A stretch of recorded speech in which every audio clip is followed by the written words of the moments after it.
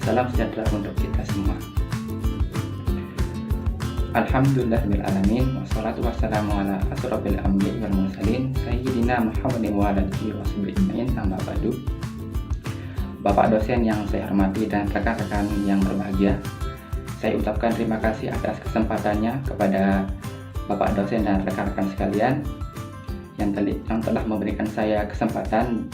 Dalam hal ini saya akan menyajikan sedikit hasil tugas pertama saya dalam mata kuliah pengembangan kurikulum dan desain pembelajaran di pendidikan dasar. Seperti yang kita ketahui bersama, pada minggu lalu kita sudah diberikan tugas yang pertama dalam mata kuliah ini, yakni kita diminta untuk mencari perbedaan kurikulum dan desain pembelajaran dari berbagai macam jurnal internasional. Kemudian nanti saya akan berusaha menyimpulkan bagaimana dan di mana tempat persamaan dan perbedaan kurikulum dan desain pembelajaran. Baik, untuk lebih mengefisiensikan waktu, saya langsung saja membahas hal yang pertama. Adapun pokok pembahasan pada kali ini, yakni yang pertama, saya akan menjelaskan pengertiannya terlebih dahulu. Apa itu kurikulum dan apa itu desain pembelajaran. Kemudian nanti saya akan berusaha menyimpulkan dari sekian banyak pengertian dari para ahli, saya akan berusaha untuk menyimpulkan. Kemudian nanti saya akan mencari di mana letak persamaan dan perbedaannya. Yang pertama, seperti teman-teman lihat di slide, di sini ada pengertian dari kurikulum dari berbagai macam ahli. Di sini saya mengutip dari beberapa jurnal. Yang pertama di sini ada Bondi pada tahun 2007, pada bukunya pada tahun 2007 pada halaman 2 di jurnalnya yang berjudul Why to Involve Teachers in the Process of the Language Curriculum Development, yang mengartikan pengertian kurikulum, yakni rencana pembelajaran siswa yang direncanakan dan diarahkan oleh sekolah untuk mencapai tujuan pendidikannya, di mana peran pendidikannya ini untuk membantu siswa mencapai tujuan pendidikannya. Dan yang kedua, di sini saya mengutip dari ahli yakni Graves pada bukunya tahun 2008 pada halaman 147 dalam jurnalnya yakni yang berjudul Curriculum Development Teachers Involvement in Curriculum Development. Sama seperti yang di sana. Yang pengertiannya yang berisi yakni proses dan produk perencanaan, pengajaran dan evaluasi program studi atau program. Nah, di sini seperti yang ada di slide sudah dijelaskan bahwa kurikulum itu berisi tentang perencanaan, kemudian bagaimana pengajarannya yang nanti berisikan strategi, metode dan lain sebagainya, dan tujuan akhirnya nanti adalah evaluasi atau penilaian. Dan ahli yang ketiga yakni ada Owen Hicks dalam jurnalnya yang berjudul Curriculum in Higher Education in Australia, yang mendefinisikan bahwa kurikulum adalah gagasan yang layak untuk dieksplorasi dan dielaborasi. Nah, di mana di kurikulum itu berisi tentang bagaimana cara kita mengajak siswa untuk berelaborasi segala macam bentuk ilmu pengetahuan dan keterampilan. Dan yang keempat di sini ada ahli Bobbitt pada tahun, maaf ya di sana kebalik, seharusnya 1942, maaf. Dalam jurnalnya yang berjudul Curriculum Guided Hindsight Experience Replay, di mana beliau mengatakan kurikulum yakni rangkaian pengalaman baik langsung maupun tidak langsung yang terkait dengan kemampuan individu atau rangkaian pengalaman pelatihan yang diarahkan secara sadar yang digunakan sekolah untuk melengkapi dan menyempurnakan individu. Nah, seperti yang kita ketahui bersama bahwa kurikulum berisikan banyak sekali pembelajaran di sana. Bagaimana kita menyampaikannya, bagaimana kita melakukan evaluasi, dan bagaimana cara kita menyampaikan atau membuat sebuah perencanaan. Dan yang terakhir di sini adalah menurut Miura Wyman dan Terry Wolans dalam jurnalnya yang berjudul Literature Synthesis on Curriculum Based Measurement in Reading, yang mengartikan bahwa kurikulum yakni metode pemantauan pertumbuhan siswa di bidang akademik dan mengevaluasi efek program instruksional pada pertumbuhan. Nah, artinya bahwa kurikulum itu berisi tentang berbagai macam bidang akademik seperti IPA, IPS, matematika, bahasa, dan lain sebagainya. Di mana di sana dituntut untuk melakukan sebuah pembelajaran dan langsung mengevaluasinya. Nah, itu adalah beberapa pengertian kurikulum menurut beberapa ahli yang saya ambil dari jurnal internasional. Dan di sini saya berusaha untuk menyimpulkan apa itu kurikulum.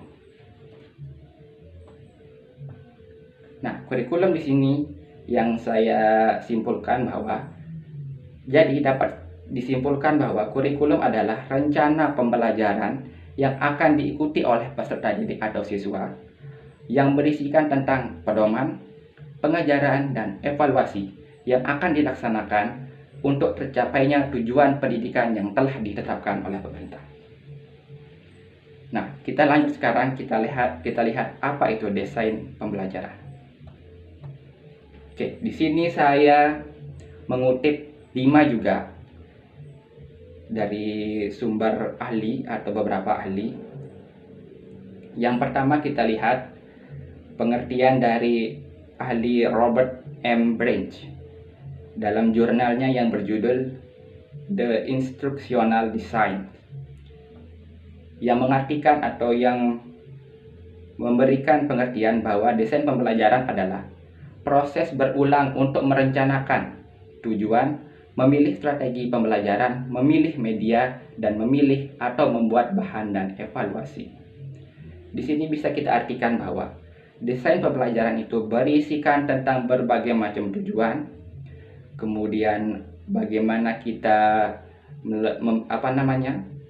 membuat sebuah strategi pembelajaran, memilih media yang cocok untuk digunakan dalam sebuah pembelajaran, dan memilih dan membuat sebuah bahan dan media pembelajaran dan melakukan evaluasi.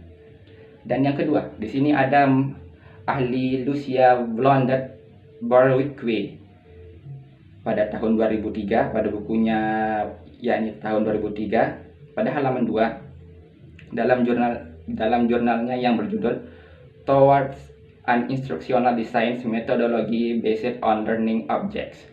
Nah, di sini beliau mengartikan desain instruksional mengacu pada proses pengembangan program instruksional dari awal sampai akhir pembelajaran. Artinya bahwa pada desain pembelajaran ini kita dituntut untuk mengembangkan desain pembelajaran yang sangatlah menarik mungkin dari awal pembelajaran hingga akhir pembelajaran, atau bisa kita katakan dari awal membuat sebuah perencanaan hingga saat evaluasi.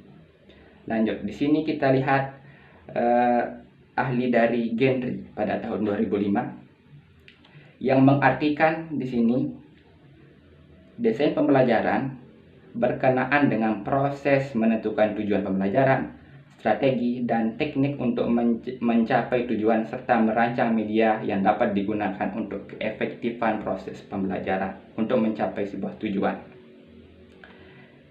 Apa artinya?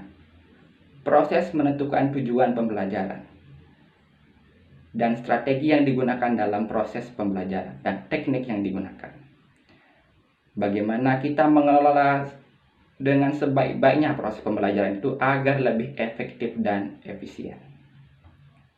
Dan yang keempat, di sini menurut teori Searle dan Ritchie yang mengartikan desain pembelajaran yakni prosedur yang terorganisasi yang meliputi langkah-langkah penganalisaan, perancangan, pengembangan, pengaplikasian, dan penilaian pengembangan.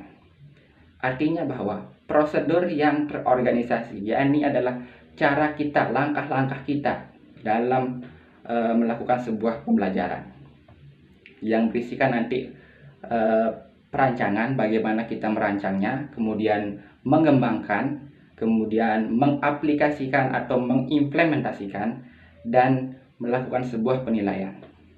Dan yang terakhir di sini menurut teori atau menurut ahli Dickey dan Carey pada tahun 1992 yang memberikan definisi bahwa desain pembelajaran adalah mencakup seluruh proses yang dilaksanakan pada pendekatan sistem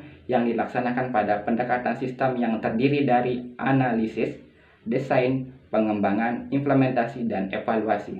Artinya apa? Artinya bahwa pendekatan sistem yang terdiri dari analisis. Sebelum kita membuat sebuah desain pembelajaran, kita perlu menganalisis terlebih dahulu. Analisis dari peserta didik, analisis materi yang akan digunakan. Kemudian melakukan desain. Di sini desain ini maksudnya apa?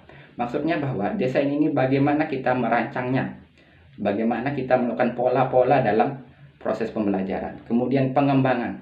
Pengembangan di sini maksudnya bahwa kita mengembangkan sendiri materi yang digunakan. Kemudian implementasi. Di sini implementasi ini maksudnya adalah pengaplikasian dan penerapan desain pembelajaran yang telah kita buat sebelumnya. Dan evaluasi. Sebagai tujuan akhir dari semua proses yang tadi adalah perlunya kita melakukan evaluasi. Bagaimana kita menilai apakah efektif atau tidak jalannya atau proses pembelajaran yang telah kita lakukan.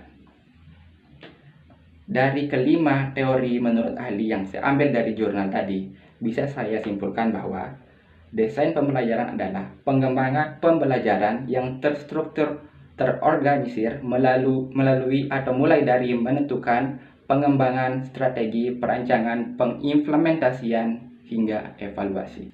Nah, itu adalah berbagai macam perbedaan antara kurikulum dan desain pembelajaran jika kita melihat dari pengertian menurut para ahli. Selanjutnya kita akan melihat ke persamaan kurikulum dan desain pembelajaran. Di sini saya berusaha untuk mencari kesamaan antara kurikulum dan desain pembelajaran. Di sini saya menemukan 4 persamaan antara kurikulum dan desain pembelajaran. Seperti yang rekan-rekan lihat di slide pada tabel. Di sini kurikulum mempunyai atau saya menyimpulkan ada 4 persamaannya dan dengan desain pembelajaran. Yang pertama itu ada perencanaan pembelajaran pada kurikulum. Kemudian kita lihat pada desain pembelajaran juga mempunyai perencanaan pembelajaran. Jika kita melihat dari teori-teori ahli tadi, rata-rata teori ahli tadi menyimpulkan bahwa atau membuat pengertian bahwa kurikulum dan desain pembelajaran itu harus diawali dengan sebuah perencanaan terlebih dahulu.